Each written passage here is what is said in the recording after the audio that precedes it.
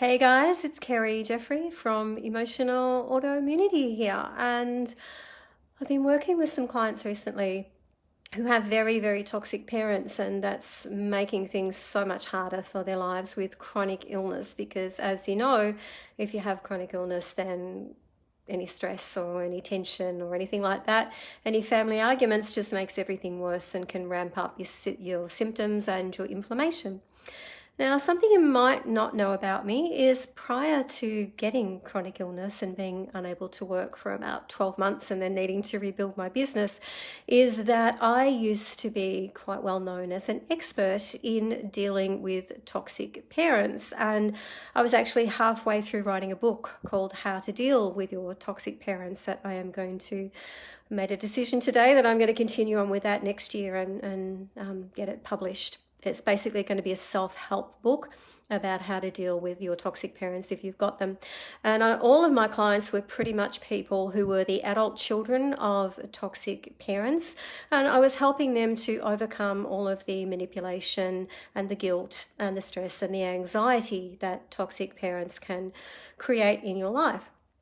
And I know this is a big issue in my support group for people. I know it's a big issue for so many of you out there.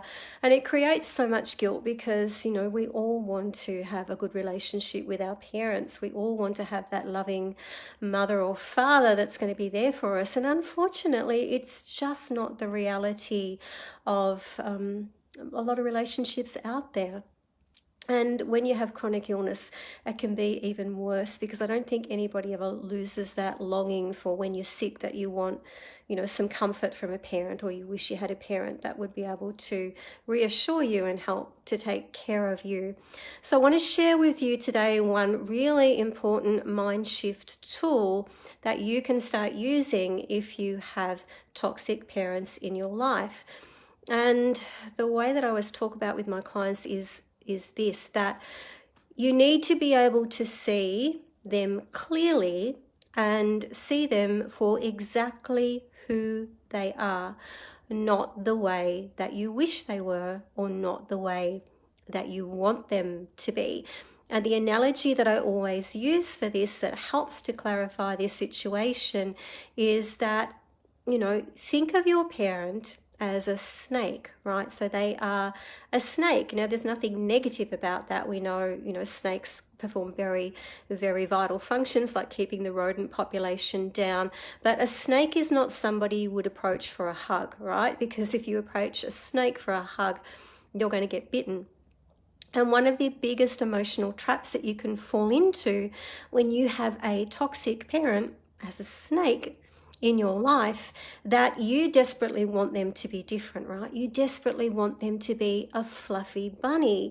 And fluffy bunnies are safe and cuddly and cozy and loving. And that is what we want our parents to be, right? We don't want them to be who they are. We don't want them to be the manipulative, guilt-inducing person, negative, critical, always complaining, always putting you down. We don't want them to be that way. We want them to be this wonderful, loving, calm, person who we can trust, right? But if you're not seeing your toxic parent clearly, if you keep wanting them to be the fluffy bunny that they are not, what's going to happen, you're going to approach that snake hoping that you will say the right words or find the right way to make them be that fluffy bunny, that safe person that you want them to be, and they are going to bite you.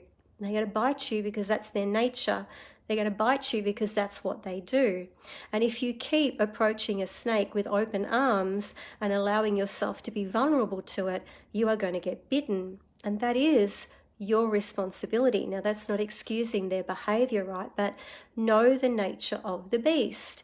And if you've got a toxic parent in your life, there's only two things that you can do. You can either get that snake out of your life, which is what most people do, right? They use going no contact or zero contact. And that's not the most effective way of dealing with it, because in many cases the relationships can become better or more manageable than you thought they could be. I much prefer the second approach, which is what I teach, which you can create a container around the snake, right? You create the container, which is your actions, your choices, and the boundaries that you put up to make yourself feel as safe and as comfortable as possible with the snake, to absolutely minimize the amounts of times you get bitten, which is the way you're going to get hurt.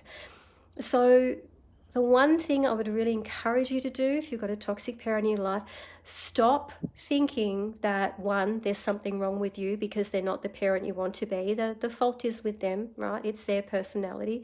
It's the choices that they're making, right? That's not your fault. It's not that you're not a good enough son or not a good enough daughter. You are who you are, and as a child you deserve to be loved, right? But somebody can't give you what they don't have.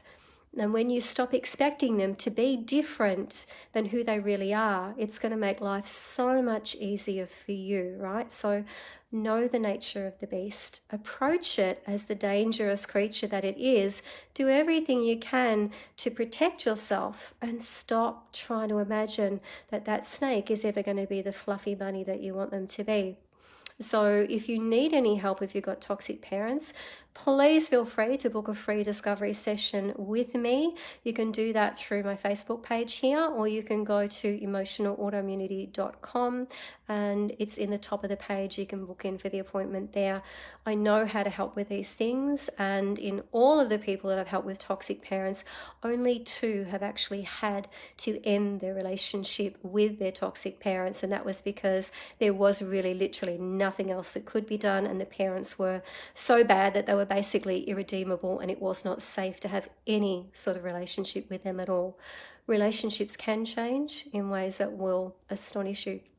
So thanks for watching, thanks for listening, and talk to you later. Bye.